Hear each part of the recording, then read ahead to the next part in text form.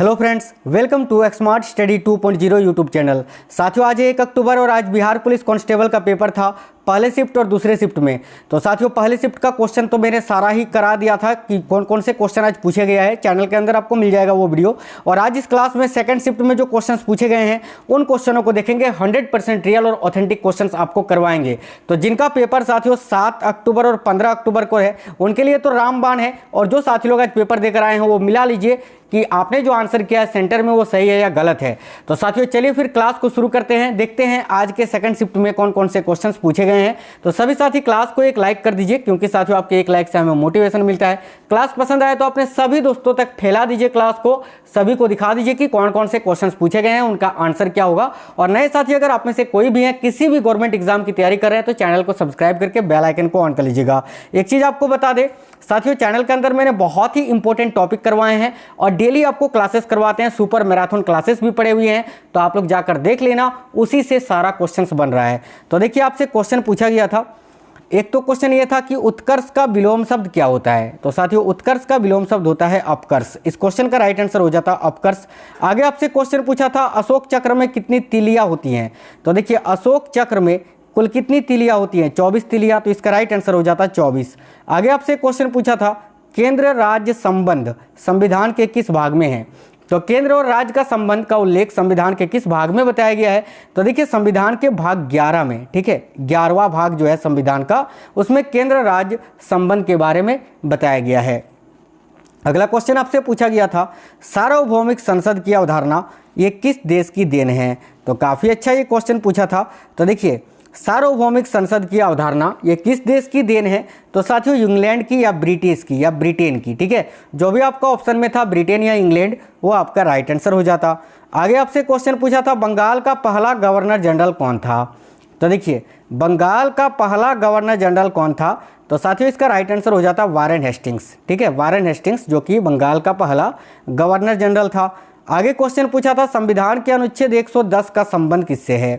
तो देखिए संविधान का जो अनुच्छेद 110 है यानी आर्टिकल 110, इसका संबंध किससे है। तो धन विधेयक से। तो धन विधेयक करेक्ट आंसर हो जाएगा। साथियों चैनल के अंदर मैंने बहुत ही इंपॉर्टेंट संविधान के क्लासेस करवाए हैं।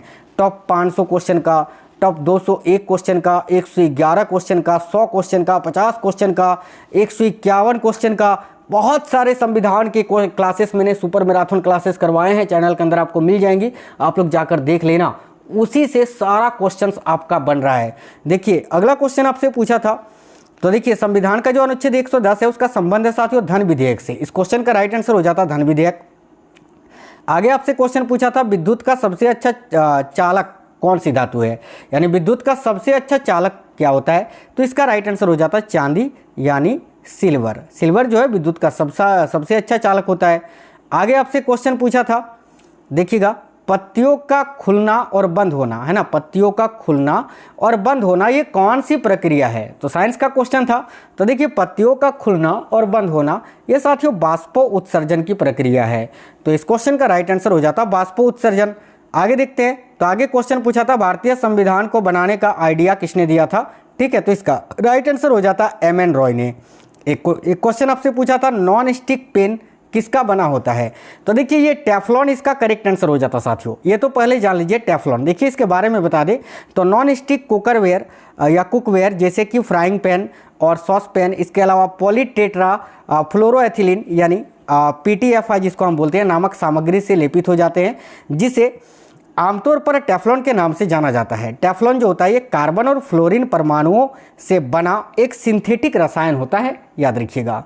एक क्वेश्चन पूछा था लाल सागर कहाँ पर स्थित है। तो देखिएगा लाल सागर अफ्रीका एवं एशिया के बीच हिंद महासागर का एक नमकीन पानी की खाड़ी है, ठीक है। ये दक्षिण में अदन की खाड़ी से लाल सागर हिंद महासागर में या हिंद महासागर से मिलती है।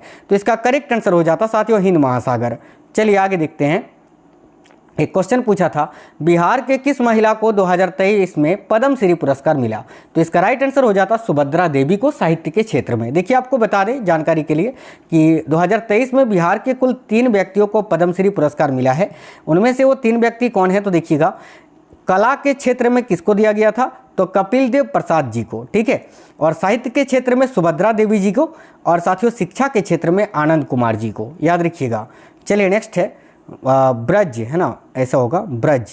ब्रज का समानार्थी शब्द क्या होता है? तो इसका ऑप्शन नहीं मिल पाया था। तो देखिए ब्रज का समानार्थी शब्द होता है जाना, जाओ, चले जाना, दूर जाना, गमन या प्रस्थान। इनमें से कोई एक आपको ऑप्शन में दिया हुआ होगा, वो आपका राइट आंसर हो जाता। आगे आपसे क्वेश्चन पूछा था सबसे हल्की धातु कौन सी होती है? तो देखिए सबसे हल्की धातु जो है वह साथियों लिथियम। तो इसका राइट आंसर हो जाता लिथियम। लिथियम का एटॉमिक नंबर 3 होता है। और याद रखना सबसे भारी धातु जो होता है ना, सबसे भारी धातु होता है ओस्मियम, ठीक है। चलिए एक क्वेश्चन था आंसू गैस में क्या होता है? तो देखिए आंसू गैस जो कि क्लोरीन से बनता है, तो क्लोरीन ऑप्शन में रहा होगा या तो क्लोरोपिक्रीन रहा होगा। तो क्लोरोपिक्रीन या क्लोरीन दोनों में से कोई एक ऑप्शन में रहेगा, वही आपका राइट आंसर हो जाता। एक क्वेश्चन था भारतीय संविधान में मंत्रिपरिषद या कैबिनेट या फिर संसदीय प्रणाली किस देश के संविधान से लिया गया है? तो देखिए भारतीय संविधान में संसदीय प्रणाली को ब्रिटिश संविधान से लिया गया है। सिंपल सा क्वेश्चन था, तो इसका राइट आंसर हो जाता ब्रिटिश संविधान। एक क्वेश्चन पूछा था सिंधु घाटी सभ्यता में कौन से देवता की पूजा की जाती थी?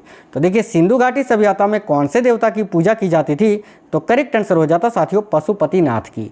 तो पशुपतिनाथ इस क्वेश्चन का करेक्ट आंसर हो जाता। एक क्वेश्चन था इनमें से कौन सा एक प्रत्यक्ष कर नहीं है?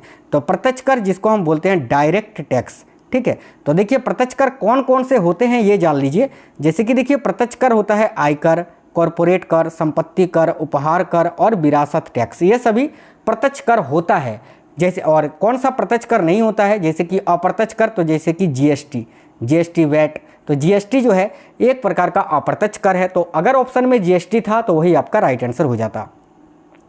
एक क्वेश्चन पूछा था यूएनडीपी का फुल फॉर्म क्या होता है?